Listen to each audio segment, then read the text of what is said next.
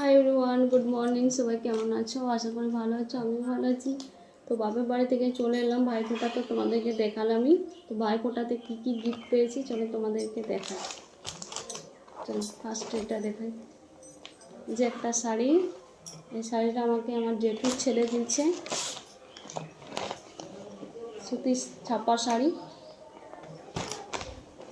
আর এই একটা শাড়ি, এটা আমার কাকিমা দিচ্ছে। ভাই তো এখন ছোট, তাই কাকিমাই দিচ্ছে। আর আমার বাবা দিচ্ছে